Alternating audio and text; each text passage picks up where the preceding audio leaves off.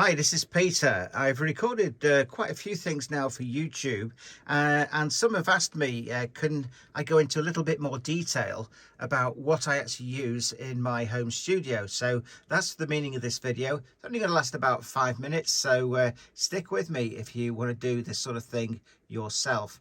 So let's have a look at what we've got. So going up, without blinding you, we have two newer LED panels, and they're in soft boxes just to give it a more natural look. If I go right to the back, I have my main camera, and this is a Sony a6400 with a Sigma lens. It's a fantastic camera and lens combination, and I'm very happy with the results, and it's far better than what you're actually looking at on using this phone. By the way, the audio that's been recorded for this is just the phone. There's no extra lapel mics or anything, so apologies about that, but I just wanted to make the video for you. All right, so if I move over, we have the heart of the system, the brains, which is a MacBook Pro. It's getting on a bit now, a bit like myself, but it does the business and it hasn't let me down yet. Touch wood. Okay, in the far corner we have, where are we?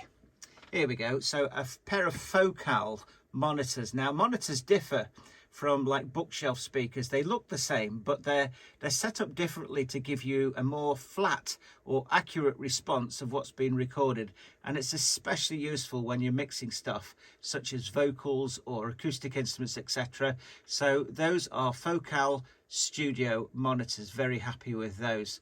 Let's move forward a bit. All right, so this is one of the latest acquisitions. This is the Neumann T103. A wonderful microphone, and it really is broadcast quality. Well, it's as broadcast quality as I can afford, let's put it that way, but it's a cracking mic, and I've got it supported on a Rode PS1 A Plus, I think it's called, and basically it just does what it says on the can. I can put this wherever I want to, and I can move it out of the way when I don't need it. Okay, now moving over to here, we have an iPad, and I'll explain a little bit more about that in a second. But if I can just move over, what's showing at the moment on the screen here is Logic Pro, and I've got it connected to a keyboard, which again I'll show you in a minute. That can either be controlled with a mouse or it can be controlled with this here. This allows sort of hands-on mixing, if you like. So rather than using your mouse, where you can tend to do one thing at a time, with this type of controller, what you can do is basically you can do 3 or 4 faders at once, and it just makes it a lot easier when you're doing mixes and things.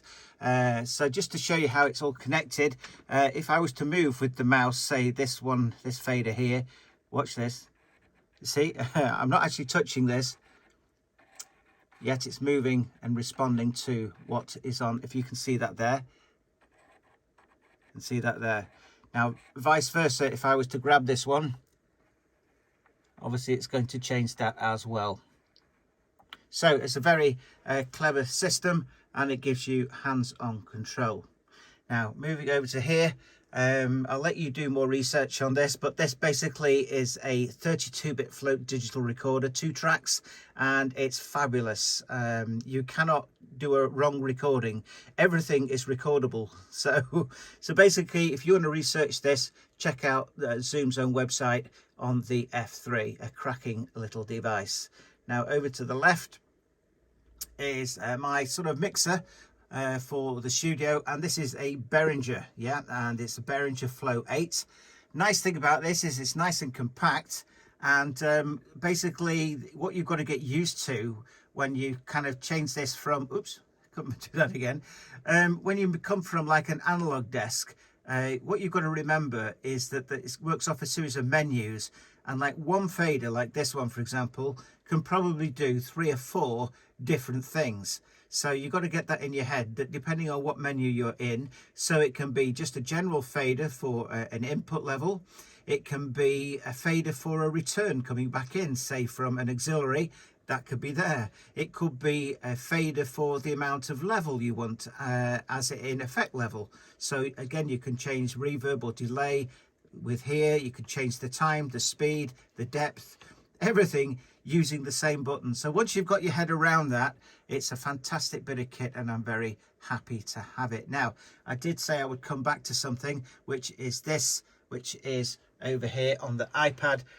Here we go. This is the extension of that mixer I was just showing you. And again, I'm just going to be moving the mixer now, and you can see this is moving that. So everything basically talks to one another. So whether you want to do it the iPad version or you want to do the hands-on version here, that's fine. Okay, now I play a variety of instruments, mainly ukulele. But I would use then, instead of plugging a lead into the ukulele for the pickup, I would use this.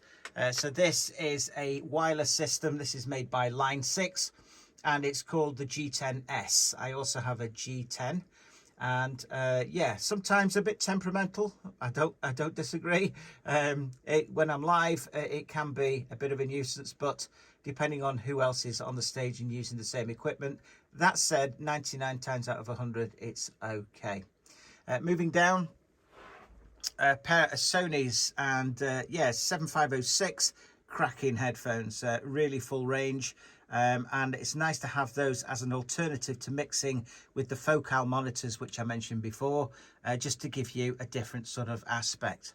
And as you can see, there's a keyboard here, which is made by Roland, 49 keys. And coming over to this side here, you've got the controls for that. I'm not sure if anything's plugged in at the minute, but just see if anything is.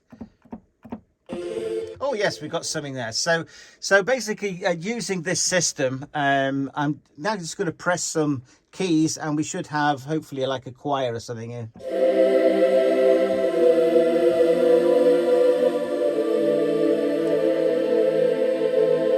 And that literally is by just doing this. Yeah.